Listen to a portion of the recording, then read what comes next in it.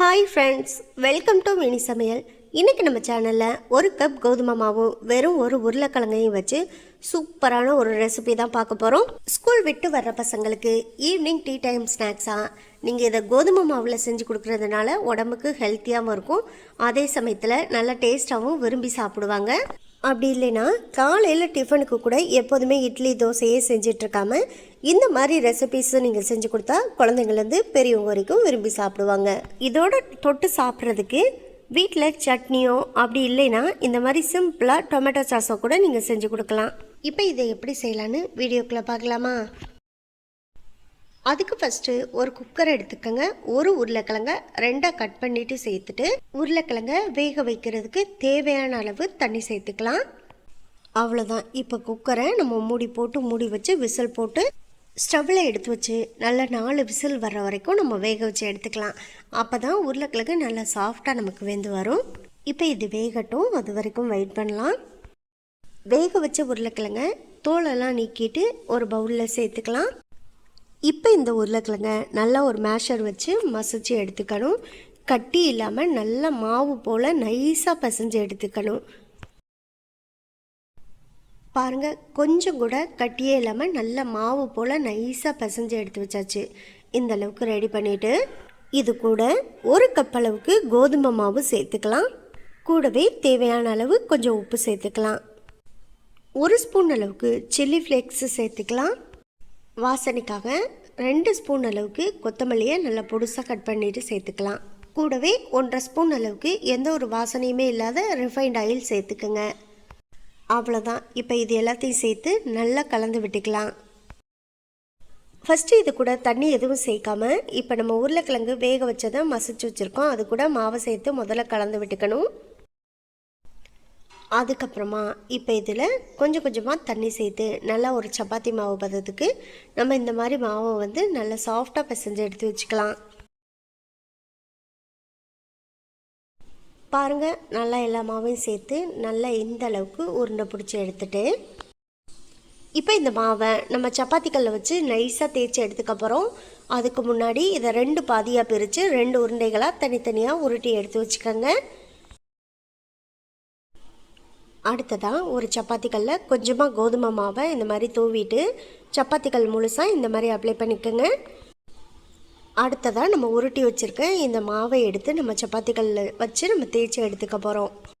இப்போ இந்த மாவு கூட நம்ம உருளைக்கிழங்குமே சேர்த்து பிசைஞ்சிருக்கிறதுனால கல்லில் வந்து கொஞ்சம் மாவு ஒட்டும். அது ஒட்டாமல் இருக்கிறதுக்காக இந்த மாதிரி மாவை வந்து நல்லா முன்னாடியும் பின்னாடியும் இந்த மாதிரி மாவை தூவிட்டு அதுக்கப்புறமா தேய்க்க ஆரம்பிங்க. இடையிலையுமே மாவை திருப்பி போட்டு நம்ம தேய்க்கும் போதுமே பார்த்திங்கன்னா இது மேலே கொஞ்சம் மாவை தூவிட்டு அதுக்கப்புறமா நம்ம தேய்க்க ஆரம்பித்தோன்னா கல்லில் வந்து மாவு சுத்தர ஒட்டாது, நமக்கு தேய்க்கிறதுக்கும் ஈஸியாக வரும்.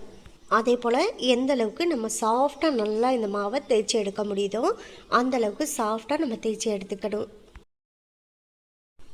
அடுத்து பார்த்திங்கன்னா நல்லா அகலமாக மாவை இந்த அளவுக்கு தேய்ச்ச பிறகு இந்த மாதிரி ஒரு டம்ளரோ இல்லை உலக்கோ எடுத்துகிட்டு நல்லா இந்த மாதிரி ரவுண்ட் ஷேப்பில் கட் பண்ணி எடுத்துக்கோங்க. எந்த ஷேப்பில் உங்களுக்கு வேணுமோ அந்த ஷேப்பில் ரெடி பண்ணிக்கலாம். நான் இன்றைக்கி ரவுண்ட் ஷேப்பில் ரெடி பண்ணிக்கிறேன். அவ்வளோதான். கட் பண்ணது போக மீத மாவை இந்த மாதிரி மெதுவாக எடுத்தோன்னாலே நமக்கு எடுக்கிறதுக்கு ஈஸியாக வந்துடும். ரொம்ப ரொம்ப ஈஸி தான். இதே போல் நம்ம எல்லாத்தையுமே செஞ்சு எடுத்துக்கலாம். பாருங்கள் எவ்வளோ ஈஸியாக நம்ம செஞ்சு முடிச்சாச்சுன்னு. இப்போ இது எல்லாத்தையுமே அப்படியே ஒரு பிளேட்டுக்கு மாற்றி எடுத்து வச்சுக்கலாம். அடுத்ததான் மீதம் இருக்கக்கூடிய எல்லா மாவையுமே நான் ரெடி பண்ணி வச்சுருக்கேன். இப்போ இது எல்லாத்தையுமே எண்ணெயில் போட்டு நம்ம பொரித்து எடுத்துக்கலாம். ஸ்டவ்வில் ஒரு பாத்திரத்தில் எண்ணெயை மீடியம் ஹீட் பண்ணிவிட்டு இப்போ நம்ம ரெடி பண்ணி வச்சுருக்கதை ஒவ்வொன்றா இந்த எண்ணெயில் சேர்த்துக்கலாம். சேர்க்கும்போது ஒவ்வொன்றையும் தனித்தனியாக சேர்த்துக்குங்க. வெந்து வரும்போது ஒன்றோட ஒன்று ஒட்டி வெந்து வந்தாலுமே நம்ம கரண்டி வச்சு லைட்டாக எடுத்து விடும்போது எதுவுமே ஒட்டாமல் அழகாக தனியாக பிரிஞ்சு வெந்து வந்துடும்.